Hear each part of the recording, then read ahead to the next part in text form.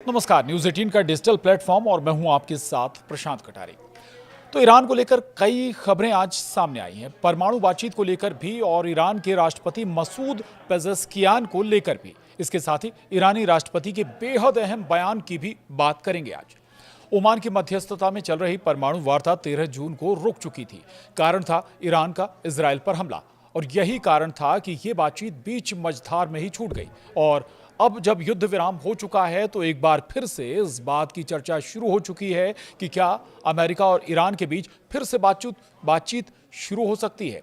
इस पर ईरान ने साफ कर दिया है कि इस मीटिंग को लेकर कोई निश्चित तारीख या समय नहीं तय किया गया है।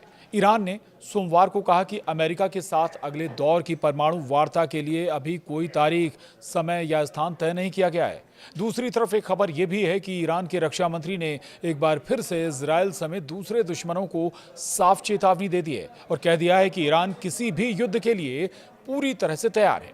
ईरान के रक्षा मंत्री के शब्दों में ही अगर इसे समझें तो ईरान के रक्षा मंत्री अजीज नसीर जादेह ने कहा है कि देश युद्ध विराम पर भरोसा नहीं करता है और सैन्य दुस्साहस के किसी भी नए कृत्य का निर्णायक जवाब देने के लिए तैयार है। दरअसल तुर्की और मलेशिया के रक्षा मंत्री से बात करते हुए ईरानी रक्षा मंत्री ने यह कहा है। दूसरी तरफ तुर्की के रक्षा मंत्री यारगलर ने युद्ध विराम पर अपनी संतुष्टि और खुशी व्यक्त करते हुए कहा कि हमारा मानना है कि परमाणु वार्ता एक उचित समझौते के साथ समाप्त होना चाहिए, जिससे ईरान और क्षेत्र यानी कि मिडिल ईस्ट को लाभ हो।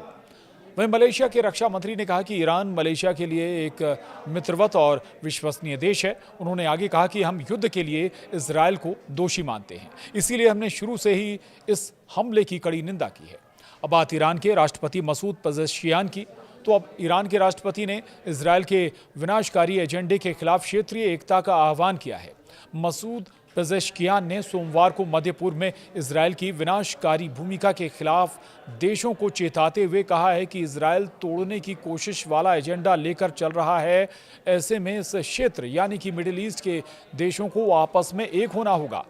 तेहरान में इराकी आंतरिक मंत्री अब्दुल अमीर अल शम्मारी के आपको बता दें कि जो आंतरिक मंत्री हैं अब्दुल अमीर अल शम्मारी के साथ एक बैठक में पेजेश्कियान ने कहा कि नेतन्याहू अपने पड़ोसी देशों के संसाधनों को कमजोर करने, उन पर कब्जा करने और लूटने और साथ ही क्षेत्र को बांटने की प्लानिंग पर काम कर रहे हैं। उन्होंने जोर देकर कहा कि हमें ऐसे साझा दुश्मन के सामने एकजुट रहना होगा, एक दूसरे का समर्थन करना होगा और विभाजन और आपसी लड़ाई से सख्ती से बचना होगा। और सबसे खास बात यह कि राष्ट्रपति ने ईरान और इराक के बीच संबंधों की तारीफ करते हुए कहा कि उनके संबंध गहरे धार्मिक और सांस्कृतिक बंधनों पर आधारित हैं। उन्होंने दोहराया कि ईरान मुस्लिम देशों के बीच एकता और सामंजस्य को मजबूत करने के लिए और प्रयास करेगा।